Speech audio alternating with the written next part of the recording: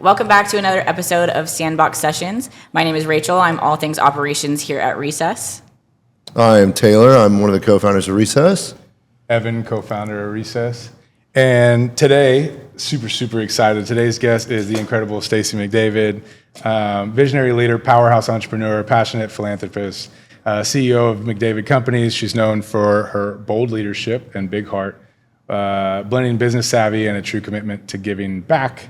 It's going to be super inspiring, and we're going to try to keep this thing, within a reasonable time. But I feel like we'll maybe cover half, of the things all things about you. So, anyhow, Stacie, you won a lot of titles: the track and field star, fitness mogul, world champion in horse cutting, chair of the TWU board. Not even a Texas side business card could probably do it justice. Which of these accomplishments feels the most you, and why? Good question. I would say probably athlete, which is synonymous with Cowgirl. Okay. I've always been an athlete. From the time I was young, I was told that I had a athletic prowess. My father was a coach early on, so I think he wanted a boy initially, and he got me. I'm the firstborn, and so I was in a locker room a lot with his athletes. He was a coach at Louisville High School, baseball and football, and so I lived in a gym early on. I'm talking 4 or 5 years old. Okay. So, and I'm coachable. I'm very coachable. That's starting to make sense to me, because there was an episode in the publication that we were reading, and it said, I think by 22 years old, you had owned like a lot of. How many gyms were you managing and running at that point? 32. Okay, that's a lot. It was a lot. It was in. There were a lot of them, about the size of Recess. What was the name of it? National Health Studios. Okay. And during the 70s and the 80s, that was kind of the beginning and boom of fitness centers. And people, when I was running track and I was running around Denton, I received a full ride before Title IX. Actually, I signed an LOI in 73. Okay. But I was running all over Denton. I weighed 159 pounds. I was a big girl, 26-inch thighs. Hey. And but you need that if you're throwing the javelin. Okay. So it was just new to everybody, and I had been working in that gym since I was 15, doing classes. I learned the Joseph Pilates method at age 15, MAC classes, and of course Joseph Pilates had been in California for years, so I loved the history of the fitness industry, and I would like to think that I was somewhat not responsible for it, but certainly on the edge. And I had a lot of fitness centers and gyms here in Dallas, Fort Worth, Denton, Florida. Okay, that's what I was going to ask, where they're located. So, Florida. So Texas and Florida. Yes. And I'm like, I wish someone had like a tape measure in here so I could measure my thigh right now, because I better be at least 26. I mean, I was a big girl, and people I grew up with.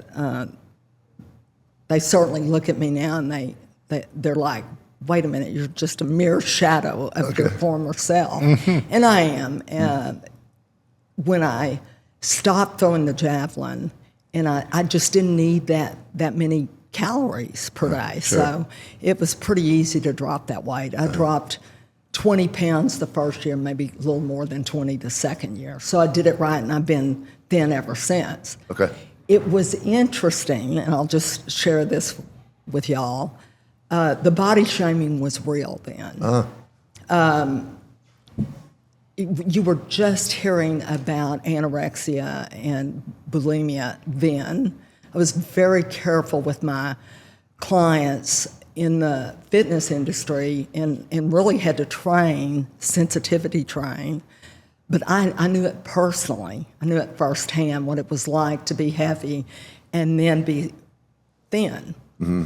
What I didn't know is when I was heavy, the attention was a little bit different than when I got down to a much smaller size.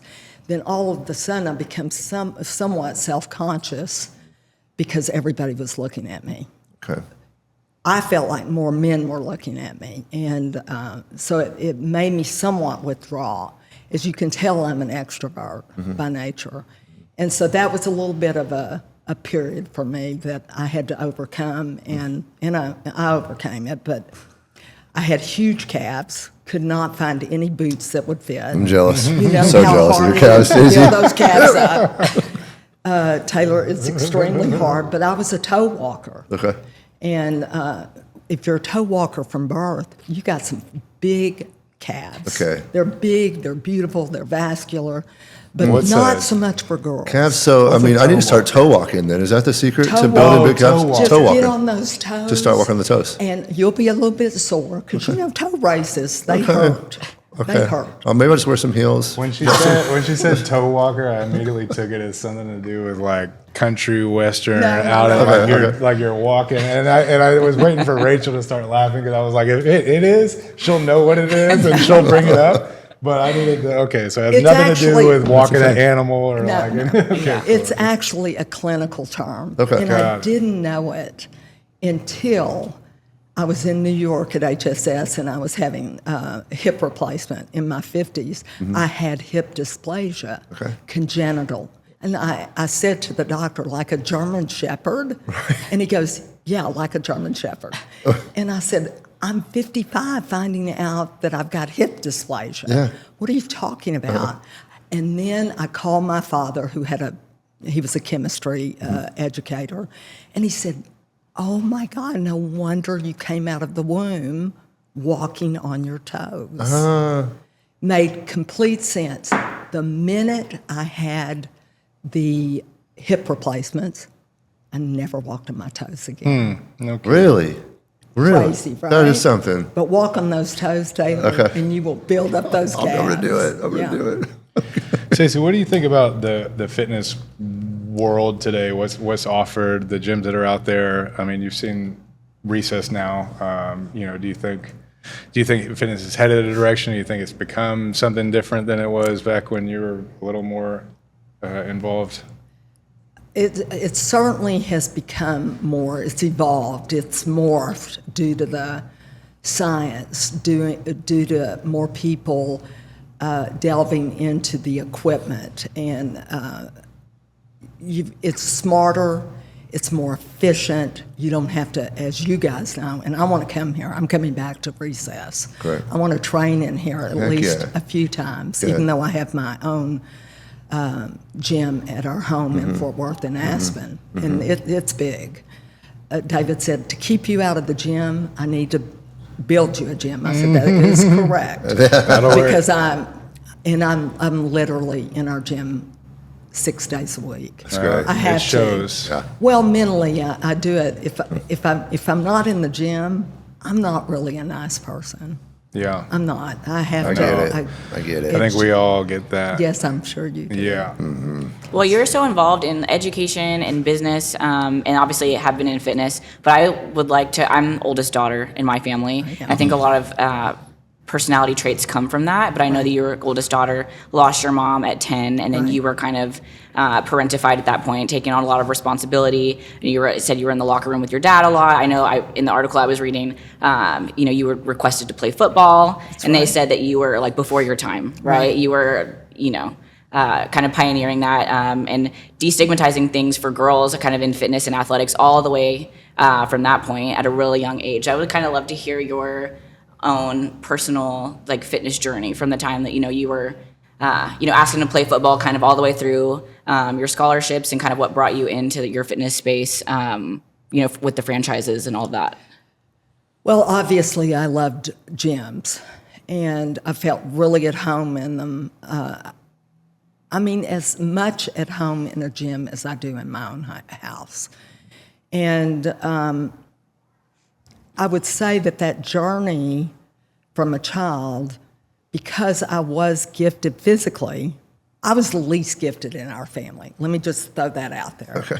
My father was asked to, at 15 or 16 to join the Major League Baseball, one of the baseball clubs, and my grandfather wouldn't let him do it. My grandfather was a superb athlete. We're Lebanese, Lebanese and Cherokee.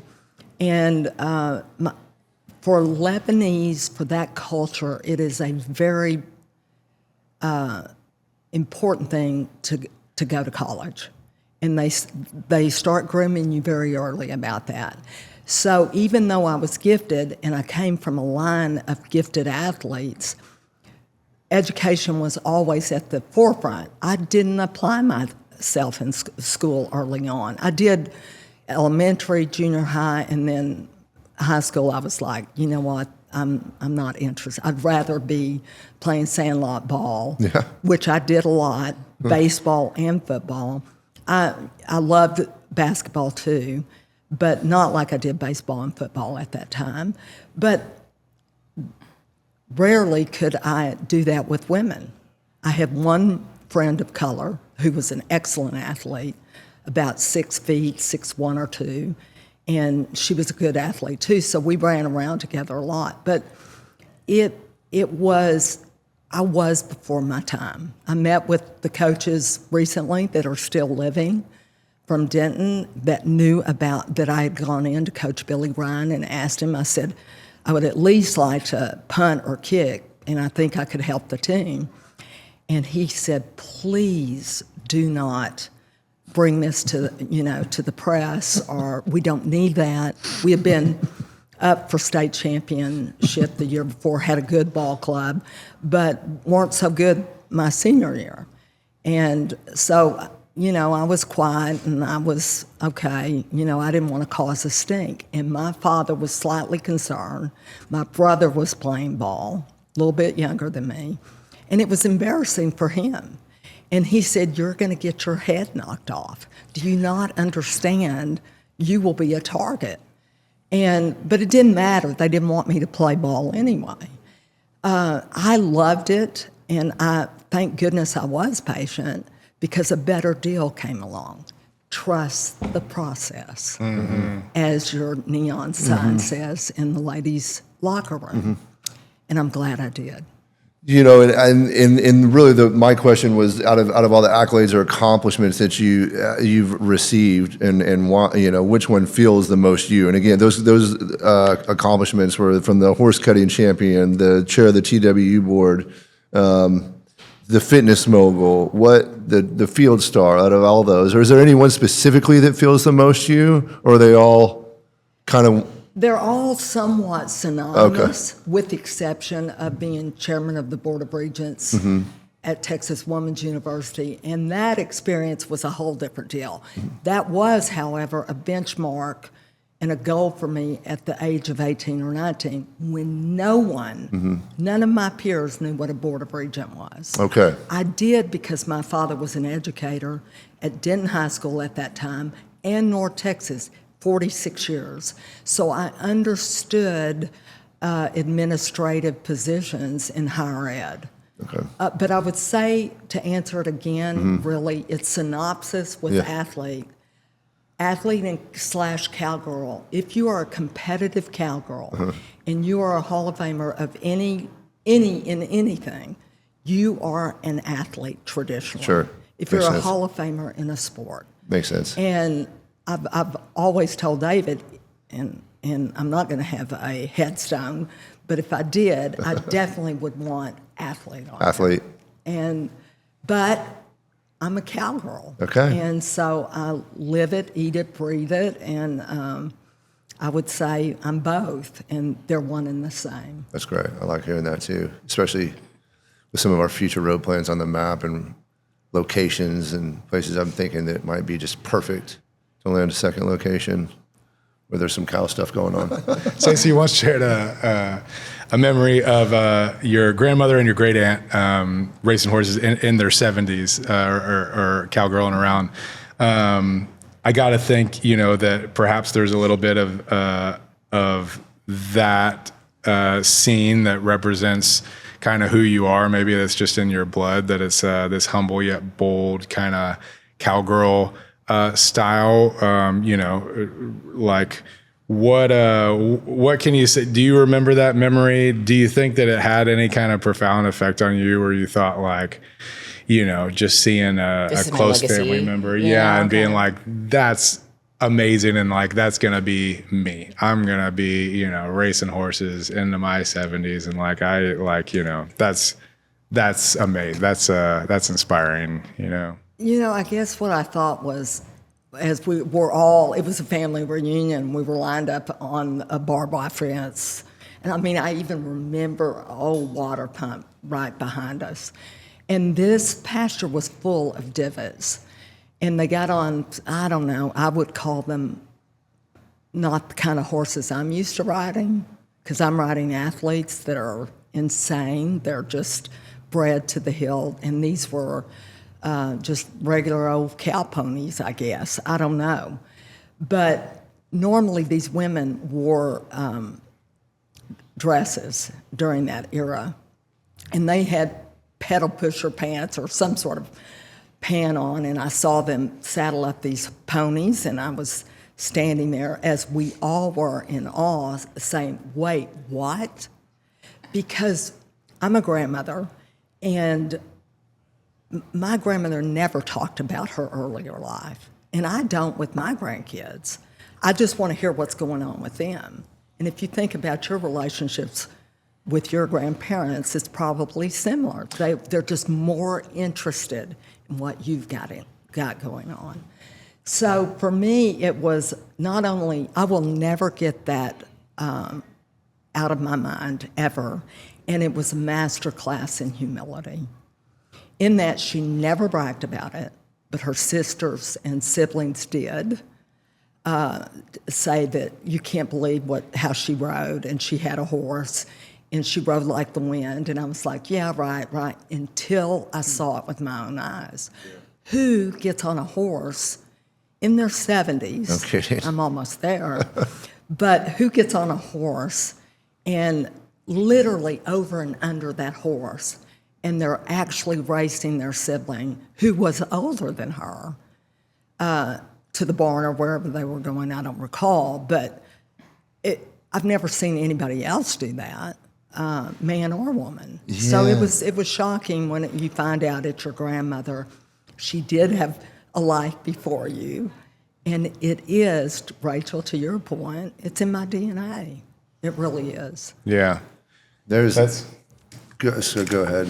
Sorry. No, I already forgot what I was going to say. Well, you talk about how you're more inquisitive of, your grandchildren's lives and what's going on in their lives. I remember growing up, and my grandfather would do the same. He's not around anymore, but now as an adult, I wish I knew so much more about my grandfather. I care so much more. Like at a younger age, I don't know if that cognitive function was there yet, where I was like, tell me about you and your life, where I could have the retention as a child to remember it now. If I could go back, I'd love to ask my grandfather questions about him as a grandfather, and I'm sure your granddaughters would be really impressed to find out about you and all their grandmother did throughout her lifetime. I mean, we're sitting here today. Yeah. Well, they'll have social media. Yeah, they do. They'll have podcasts. That's true. That's true. You could just do that now. And my grandmother was much more demure than me. Okay. She was definitely shy. She was an introvert. Mm-hmm. And I think people of that era they weren't really out there.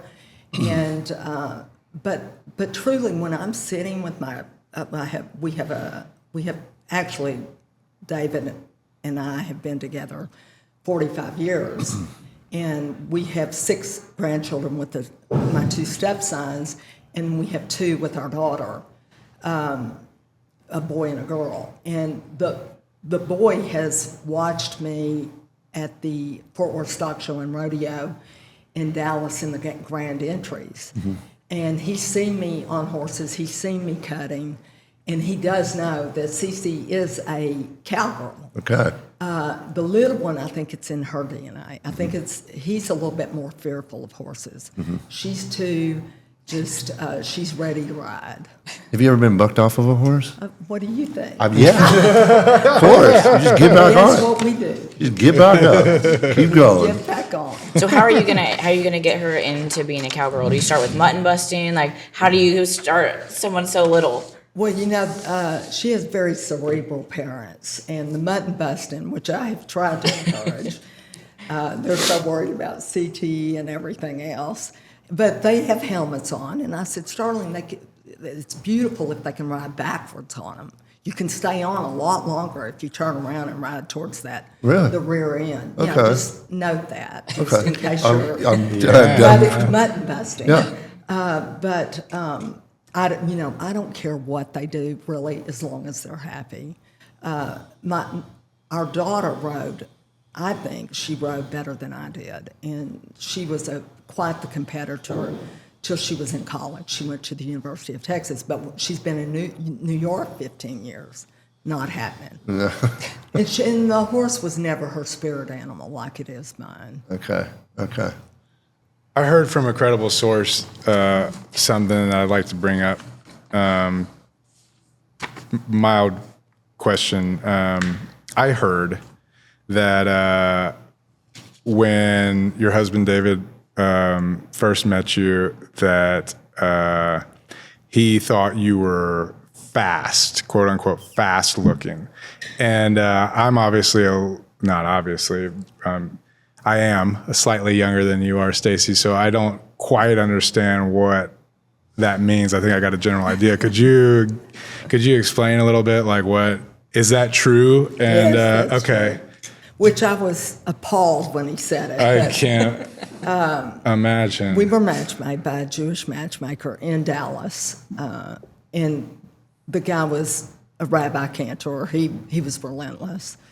And so after about 2.5 years of absolute persistent nagging, we relented. We were between relationships with people, and it just worked. On a landline, I was in Max's office, and he said, someone's on the phone for you, and he tricked us, basically. Mm-hmm. And I hopped on the phone, and David said, let's meet and get Max off our rear ends. He didn't use those words. He was an automotive guy. They don't use words like that. And so I said, great. And he said, I'm going to pick you up. And I said, no. Let's meet for, just a drink. And we're talking 10 minutes. I didn't want to spend a full evening with him and not work out. Right. And unfortunately, and being an automotive guy, dealer, he was standing at the door, and I had to borrow my brother's red convertible XJS Jaguar.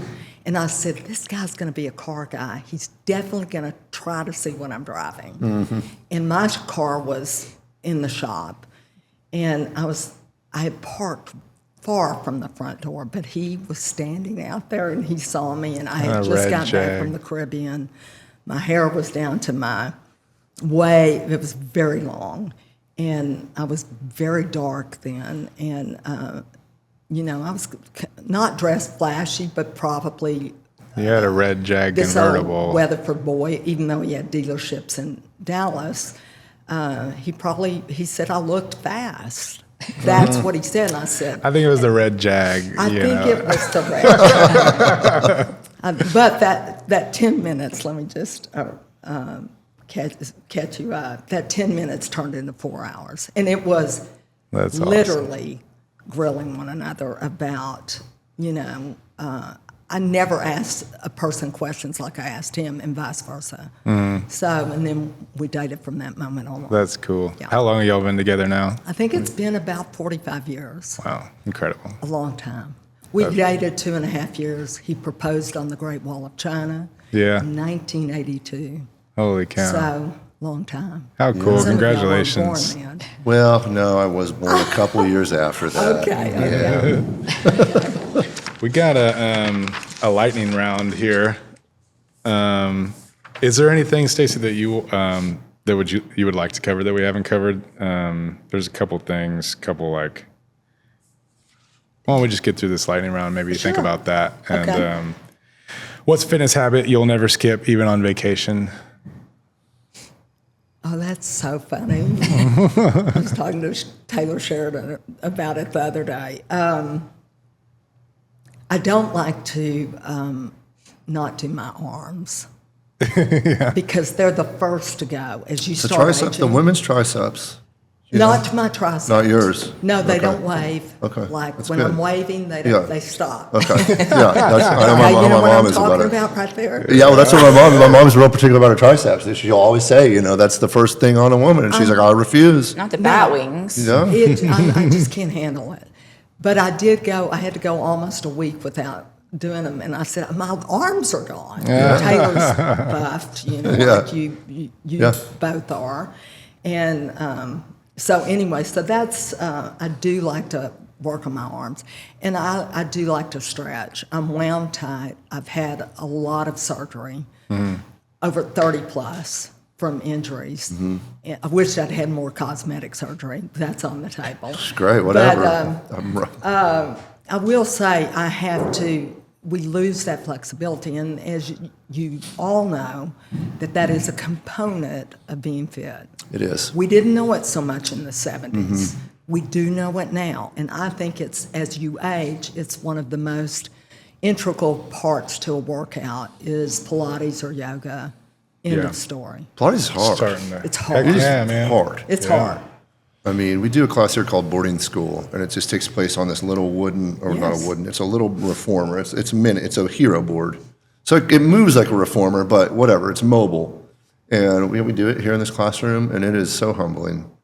So humbling. Slow. Stability and Mind tempo and just make muscle. it brutal. Yeah. Yeah, and I'm not good at slow, but it slows me down. And I was listening to one of your podcasts prior to this, and y'all were talking about equipment and the different equipment out there. And you and I were talking about it upstairs. And a lot of the equipment, I started training with Arthur Jones. Get out of here. That's amazing. No, I knew them all. Oh, really? Did you see his Dave Letterman interview? Like the first one was so good. Oh, no, It's so I did good. not. He was. I'll send what you a the link. character. It's hilarious. Please do.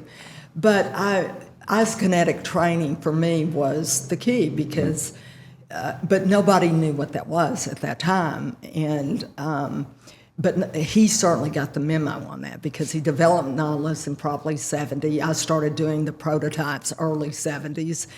And because you overcome inertia in isotonic training, you overcome the inertia in the beginning of whatever it is, the beginning of the movement. And he had developed a way, and there were others following suit, that constant weight stayed the same all the way through. And to me, that was just fascinating because I am very science-based. And I was like, this is revolutionary. And That's like hence the why we Kaiser. were talking. Exactly. Yeah. He and I were talking about Kaiser. I have a friend. I talk to bodybuilders all the time. I'm wanting to know what they're taking, what the supplements are, and look how much that industry has changed. It's changed a ton. A ton. And that's, that's part of the reason I've got some personal experience with supplements along the way, whatever you want Right. to call them. And, you see the industry change in bodybuilding, it's unhealthy, there's people dying, you get on stage and, these Olympia pro athletes that aren't really making it Right. that late in life. Right. And, friends in the gym and everyone aspiring, and a lot of guys are working out aspiring to be like a bodybuilder. Right. And understanding like the guys that are already genetically blessed, That's right. and then the guys that are genetically blessed that decide to take steroids, right? And then and the accolades that they gain with the risk that they take, and Right. so many younger guys in a pursuit to want to be that. I noticed that a lot over the years, and it's really kind of one of the things that helped breed a program of ours, that Recess RX, so that now people can go on our website and access GLP-1s and Right. hormones Right. and peptides safely through a doctor. Right. I think we'll see a lot of that in the industry changing, focus more on health, More especially in responsible. the More responsible way to do it, especially yeah. in the bodybuilding community when people get on stage and doing that a lot more intuitively. You know, what's interesting, and I judged bodybuilding back in the day. I was going to say, as if we could add any more lines to your resume. I know you did beauty pageants, you did bodybuilding contests, you were judging all the things. I mean, not pretty. The word you guys used in your podcast last time was bush league, and y'all had to look it up or whatever, which made me laugh because David and I use that term all the time. And yeah, no bush league. If I was going to do it, it was going to be really great competitions, but whether irrespective bodybuilding or beauty pageants. And then I said, you know what? I don't like the beauty pageant part of it. I did like the scholarship, but I usually judge Miss USA type, and I've been asked to judge the Miss America. But I'm not doing that anymore. You have to be sequestered for weeks, 2 weeks, and it's a long time. But with bodybuilders, they don't understand the genetic component is huge. Hence, Franco Columbo. I could name Arnold. I mean, and I knew Arnold very well. I could go on and on and on. That's but great. The nutritional part of it is real. People don't understand the sacrifices there. Back in the day, the gyms, you could get them in the gyms. I never knew, but I knew you could get them underground, everything. The guys I knew that were power lifters and they were doing 50 Dianabol a day. Yeah, that's crazy. And then when the growth hormone came around and everybody was getting it from the cadavers in California, that's the ugly side of the business that people don't want to know about. And then natural bodybuilding came around. I looked at those guys and I was like, it's just not. Not as exciting. It sounds good, but I was like I was laughing. Yeah. What? And so about 15 years ago, I went to one of my bodybuilder friends and I said, so what are you taking? Which is what I always ask. Yeah. And he said, I'm taking semaglutides. Oh, what? And I went, wait, what? This was 15 years ago. Get out, okay. And I said, but you're not diabetic. I don't want to say his name. But really, whatever. I don't, you're not diabetic. So I sat down with him and he was talking about it. And then I was like, lo and behold, I look up and everybody's doing it now, as we know. And I'm on the board of MD Anderson. And I was with the president of MD Anderson last summer, not this summer, no, actually at a dinner recently, a few months ago. And I said, so tell me what's going on. I want to know what's causing cancer in all these young people.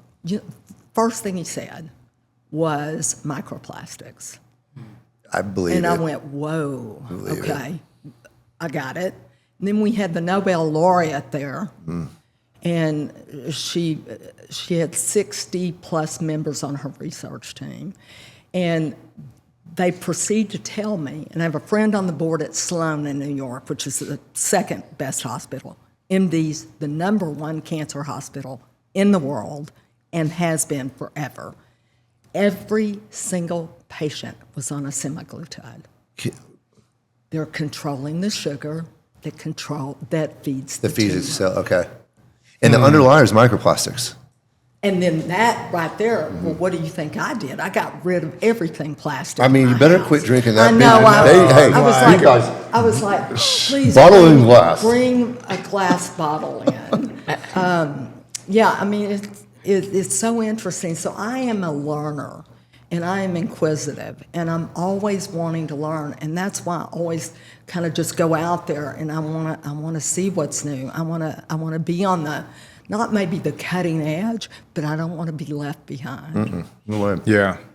I mean, once you're in that, once you have a passion for something like that, it's just, it's hard to get away. I read an hour to 2 hours of medical papers and breakthroughs every single day. Really? That's incredible. Well, it's just because that's my leisure reading. Is I it love really? it. I love it. I really do. Well, some people have true crime, and you've got medical papers. True crime's not for me. So you're reading like medical journals every day. But like, what about past passions? Are there any things that you don't pursue anymore that have just kind of gone on the wayside? Well, my competitive cutting competitively after 6 neck and back. Okay, so that's My father and my who just passed away in the fall. And then my husband is like, you may be crazy, but you're not stupid. Come on, are you going to continue this? Well, I had to get a life coach. I really was struggling as athletes, professional athletes. I'm not a professional athlete, but as an athlete, how do I redirect my focus when that's all I've ever done is focus on getting better? So I guess I'm just going to have to do it different ways, and I'm not going to go play pickleball. I'm sorry, I know everybody loves pickleball. I probably would pull a hamstring, to tell you the truth, and get hurt playing pickleball. But you just have to reinvent yourself, and I'm not one to rest on my laurels. And we go through phases in life, right? And I think of life in 10-year increments, probably because Mother passed when I was 10. Okay. And I look at life as how do I get better, even though I'm on the last stretch. How do I get better, and what am I going to do, and how am I going to stay relevant? That's cool. Right? Yeah. So those fearful are of that. very, very important to me. And my daughter, who is about your age, all of y'all's age, older than you, Rachel, but she one time asked me, she said, Mom, I just don't think you can have it all. And I'd heard Barbara Walters do a segment on one of her shows about it one time. She said, you can't. Your marriage suffers, your kid suffers, your business suffers, blah, blah, blah. And then I thought about it through life, and about 50, I realized, oh yeah, you can have it all, just not at the same time. Okay. Interesting. That's great. You brought up your children. If your kids had to describe you in 3 words, Stacie, what do you think those 3 words would be? My child? Oh, she's tough. Ooh, she's tough.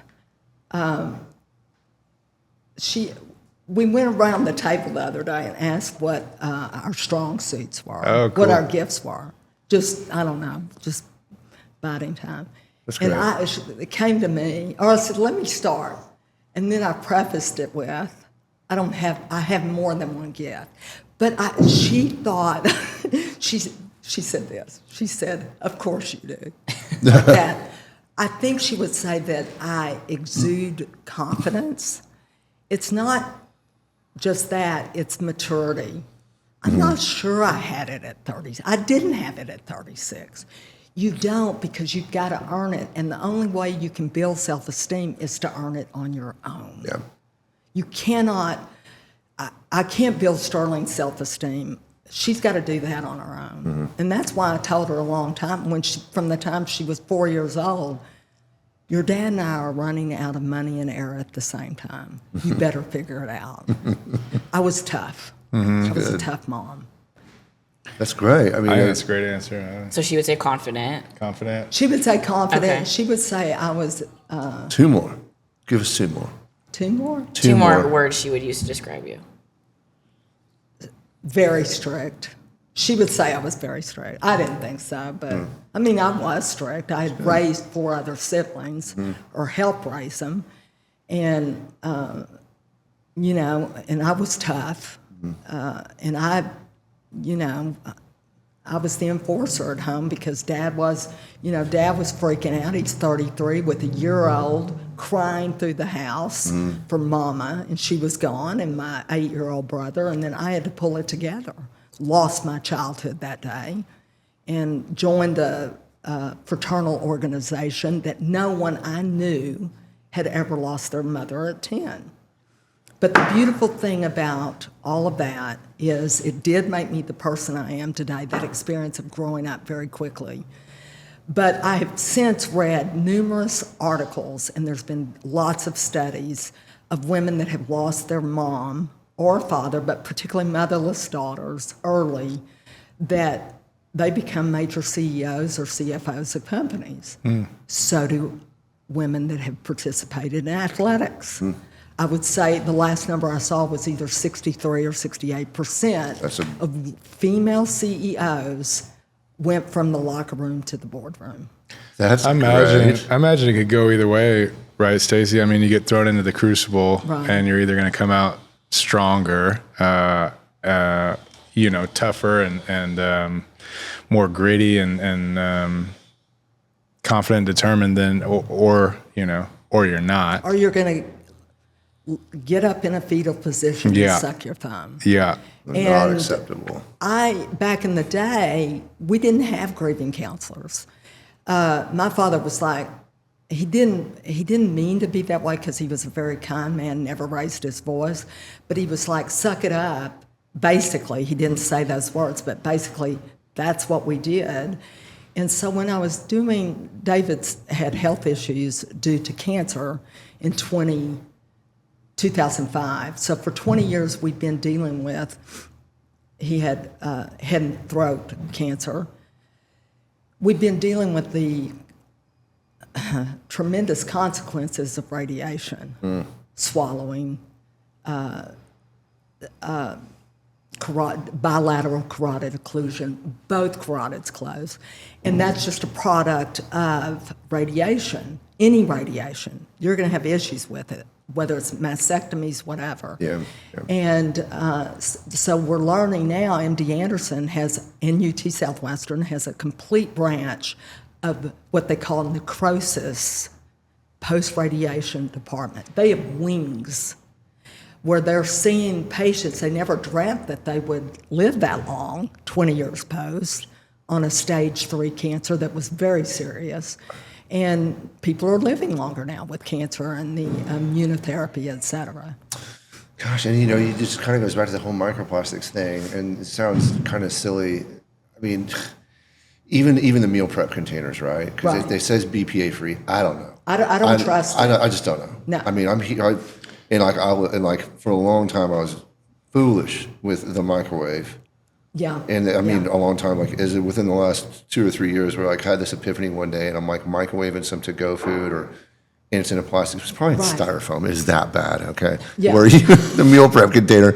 And I kind of I'm not buying it. The BPA free, that's where I personally, and I'm no genius. I mean, I No, think that but- the cancer's in the plastic. Just, Well, listen to what the current president Yeah. of MD Anderson said, and didn't hesitate. Microplastics. Yeah. And I was like, it literally took me back. I wasn't expecting that. Yeah. That's wild. And they know. I mean, they are the best. The biggest thing that you felt like you'd given up now in life would be the horse cutting, right? Yeah, That I was the still biggest- go to, and there's a wonderful quote I wanted to quote you Leave for with us. you and leave you with. And I saw it yesterday, and I can get teary about it because I'm David's caregiver on top of everything that I do, and I have a fabulous team. And one of them's here with me today, and I couldn't do it. We run our office in our ranches. We have 2 ranches, one in Parker County and one in the Hill Country. All of our operations, we run like it's a team. Yeah. Everybody has their part. You need your key playmakers to step up, but there's synergy with everybody. And if there's not, you don't stay. Yeah, I mean, it's to go from being in fitness. And I don't know much about horses other than the times I've ridden them and being around a decent amount, and like the smell of the leather. It's saddling up a horse, the way the hooves sound, the teeth on the bit. I mean, there are probably so many immersive senses that come with the sport aside from the smell. I would feel like it was really difficult to give up and to step away from that. When like the psychological adjustment. I mean, you also talk about being relevant anymore. That's a fear I have now, being in the gym. And I'm 41. I started working out when I was 15, and I'm like, at what point is the gym and everything like I covet and hold so close? I feel like I'm naturally good at. Do I need to take a step back and say, like, you're not relevant anymore, and it's kind of scary. It is daunting, Yeah. for sure, and it is. There's grief. So, what I did mention, and then I'll do this quote. But what I did mention, which my daughter had told me because of her father's health, she said, "Mom, you need to have a therapist." And this was right after she got married, and I said, "Well, you find it." She thinks she's my assistant. She thinks that I think she's my assistant. I don't think that. Oh, another thing she would say about me, she's the queen delegator. That's what she would say. Good skill to have. The thing is, I got the therapist that she got for me, and I was into it about a year or 2 years. And I was mainly talking about David's issues and how my life was somewhat changing. And then I said, hold up. I know what I need. I need to grieve. I need to grieve mothers, and then I need to have the tools to grieve. It's not just about death. It's life experiences. It's those doors we shut, or that are shut, or windows that are shut for us. How do we cope when we really want to hang on to that door? We really want on the other side of that window. How do we cope with that? So I have a life coach now, and she's a grief specialist. So she weaves it into what Stacie's going to morph into in her 70s and 80s. That's great. And it's wonderful, and it's been beautiful for me. And I think a life coach, everybody should have a life coach, really. I wished I had. Well, it's a counselor. I mean, I don't know if you call it a life coach, but yeah, I got to talk to her every week. Yeah, I mean, I really think it's essential to being well. And so I'll leave you with this and that immersive experience you were talking about, being with horses, because when I take people into Will Rogers Coliseum, I go, I'm home. Deep breath, yeah. The smell of cow manure. And the manure, yeah, You the know, dirt. they're like, Sure. wait, you got to be kidding me. No. The leather, the hay. And I read this yesterday, and this is it. This is me. There are times you need silence of animals to remove the human part. And whether it's dogs, whether it's cats, my spirit animal happens to be a horse. I imagine. There you go. That's That's great. awesome. I love Seriously. that. I'm going to take it. Use it. Thank you. That was me. I wish we just ended it right there. There's silly questions on here left. Nothing that is gonna beat that. No. Did you just It was have a a- therapy session? Yeah, I feel great. I'm like, I want to go home and pet my dog. I want to go hire a. I say that every week. life I'm like, we don't counselor. deserve animals. Yeah. You know, It's really, I mean, they just love so unconditionally. the horse cutting stuff that you do, I watched, I love all the, I don't even think of the name right now. It's everything that Taylor Sheridan directs, the whole series. Yellowstone, Landman, Yellowstone, anything. he Yeah, the directs whole has a Yellowstone horse. series. Yeah. Are there any elements of horse cutting in those series that Yeah, are our indicative horses- of what it is? Our horses are in there. Oh, they really? Okay. Our resident trainer's in there. Okay. And Taylor's a cutter, and he's a cow horse guy. And, it is, for years, I've heard it my whole life, and I've been doing it 35 years. That's a long time. It's always been referred to as cowboy cocaine. It is very addictive. I can It see is, you think you've been on some great rides, like be it Six Flags or wherever, you hadn't been on a ride till you've been on a cutter.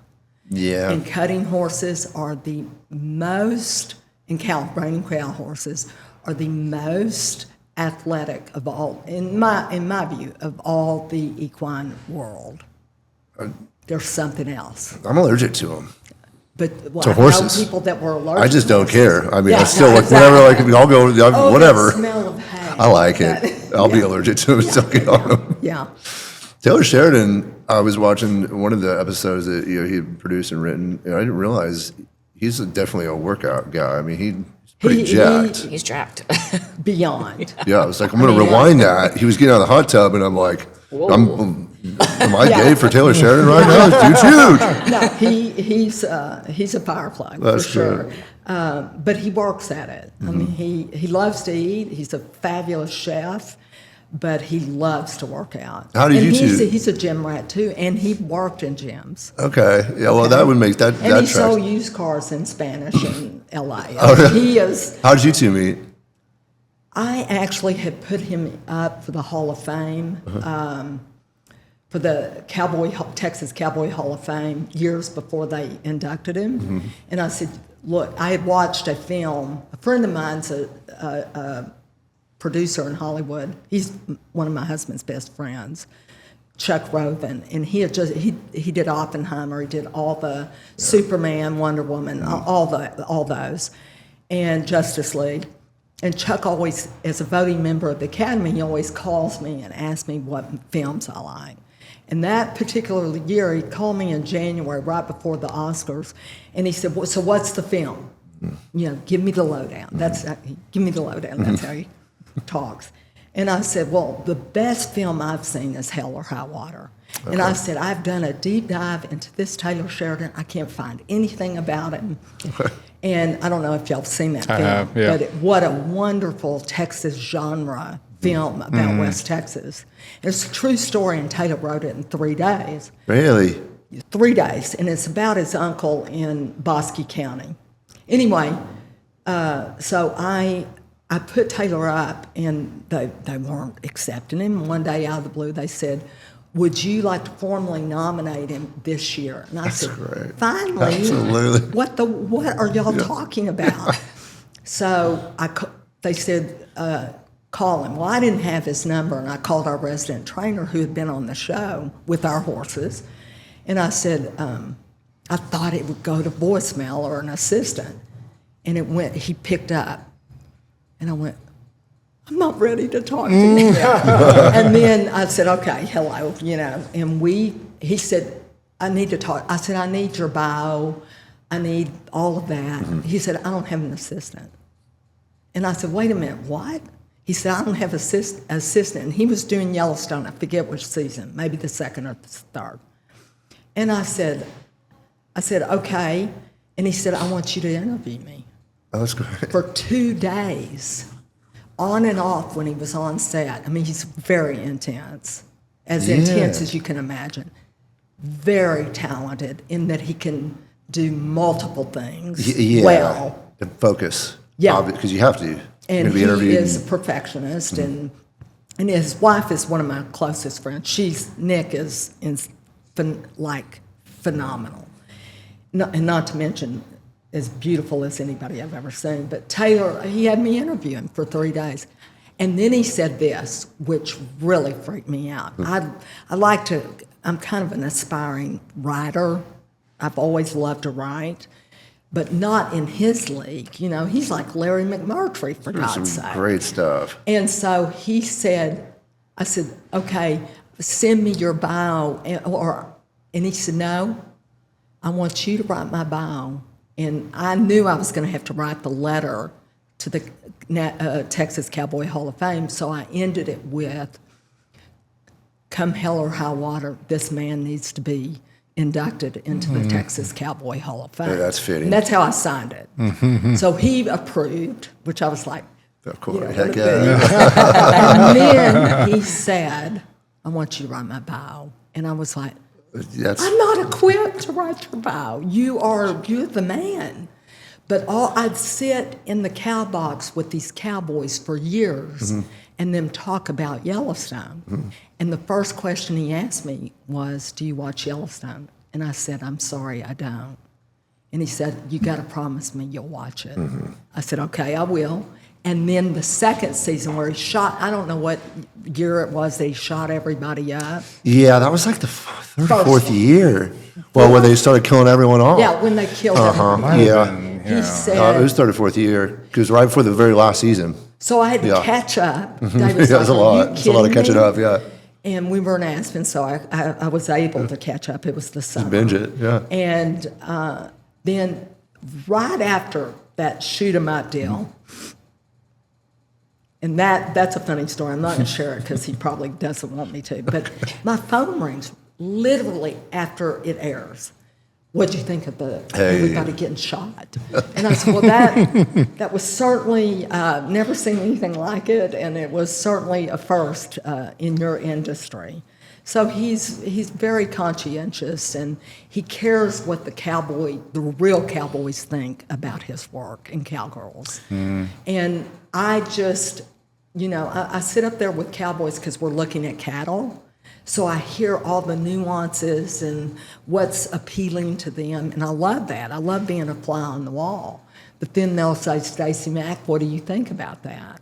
And I usually tell them what I think about something, and we bounce things off of each other. But they're a little bit different than I am. Well, Stacie Mac, I'm going to put you on the spot. I mean, if there's, to go back and forth with Taylor Sheridan and everything you two have done is really cool. And considering your background in the fitness industry and everything you've done to date, what do you think about Recess? I am so impressed. You like it? I am coming back. I'm no joke. Okay. I am coming back. I'm going to spend a day or two here. I've already told David. I said and if you need to open a Recess in Fort Worth, Texas. Well, look, I mean, I was going to say, because I know what Taylor Sheridan's doing out there with that studio. It's going to be a huge thing. I think it's going to be great for commerce out there. It's going to finally put, at Frisco, they want to become a destination city. I think they're on a fast track to do that. And Fort Worth should be a destination city. I think it will be now once Taylor Sheridan and that whole studio gets going out there. It's just going to boom commerce and more business. And I'd love for us to set up shop out there. I mean, it's definitely on our radar. Yeah. We're ready for you, and I think Fort Worth's ready for Recess. Heck yeah. Cool. I know I'm ready for Recess right now. I know, right? Yeah. I'm going down that slide. Not these hills. Well, what an absolute pleasure, Stacie. I mean, Mel told me that we could chat with you for 3 hours and still feel like, we didn't even brush the surface. I definitely feel that way now. I just want to say I'm not just saying this to say it, but I was truly inspired by everything you've accomplished and you've lived. I like to always say I could die tomorrow and I would be just fine. I've lived, more than one life in my lifetime, but I feel like you've probably lived, 100 people's lives. So I'm also really excited to see what you do. I know, you go by every 10 years or so in life, or you measure things or look at things, and so I know you're coming up on, a 10-year mark, and I'm really excited to see what you do and what's next. And, it's like the world is your oyster, I guess. And, it's inspiring. It's amazing. I'm so happy to have had you on here. Yeah, it was a real pleasure. Thank you for coming on today, Stacie. Thank you all for having me. Absolutely. Yeah. I'm very appreciative. Thank you. And this isn't the last time I'm going to say Okay, great. Good. Cool. Thank you. Good. Heck yeah, absolutely. Thank you. Yeah. She's got to put us through her arm workout. Yeah. I'm not doing well before I leave. You're always welcome here. Thank you very much. Yeah. Thanks for joining us on another episode of Sandbox Sessions. Please be sure to follow us on all socials and anywhere you find your podcasts.